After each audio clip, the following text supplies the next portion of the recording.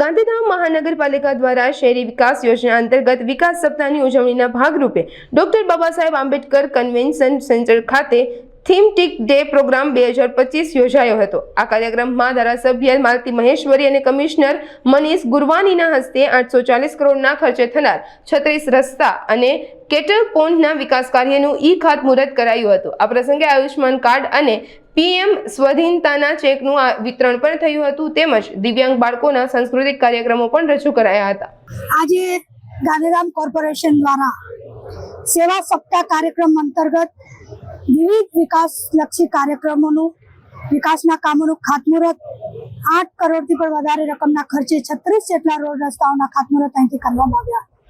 સાથે સાથે જ્યારે સેવા પખવાડિયું પર ચાલી રહ્યું હતું તે દરમિયાન વિવિધ શાળાઓમાં નિબંધ સ્પર્ધા હોય, સ્વચ્છતા માટેની રંગોળીની સ્પર્ધા હોય, ચિત્ર સ્પર્ધા હોય, એ સ્પર્ધાઓનું આયોજન કરવામાં આવ્યું અને વિજેતાઓને અહીંથી ઇનામ અર્પણ કરવામાં આવ્યા।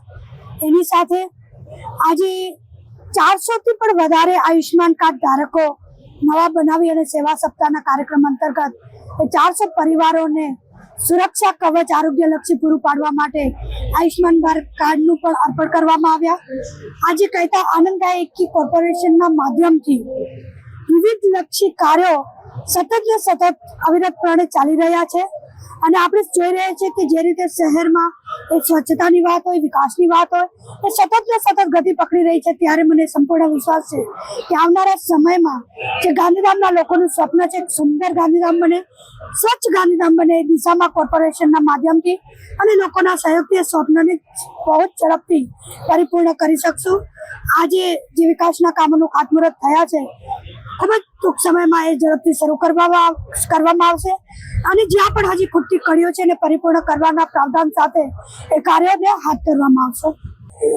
આજે શહેરી વિકાસ સપ્તાહ અંતર્ગત ગાંધીધામ મહાનગરપાલિકા દ્વારા એક લગભગ 37 કામો 8 કરોડના ખર્ચે જેનું ખાતમુહૂર્ત કરવામાં આવ્યું છે। મેજોરિટી કામો રોડ રસ્તાઓના પેવર બ્લોકના કામો છે અને કેટલ પોન્ડનું પણ એક કામ છે। થોડા દિવસ પહેલા મીડિયાના મારફતે લોકો સુધી અમે માહિતી પહોંચાડી હતી કે ગાંધીધામ મહાનગરપાલિકામાં કયા કામ કયા લેવલે છે।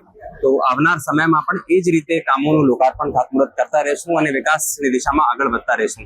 બીજું સ્વદેશી મેળો પણ 7મી તારીખે આપણે ચાલુ કર્યો હતો ને 20મી સુધી દિવાળી સુધી અહીંયા ચાલશે। એમાં સારું અમને પ્રતિસાદ લોકોનું મળ્યું છે। તો મીડિયાના મારફતે લોકોને ફરી એકવાર અપીલ કરવા માંગુ છું કે વધુમાં વધુ સંખ્યામાં સ્વદેશી મેળામાં જોડાય અને સ્થાનિક કલાકારોને પ્રોત્સાહન આપે।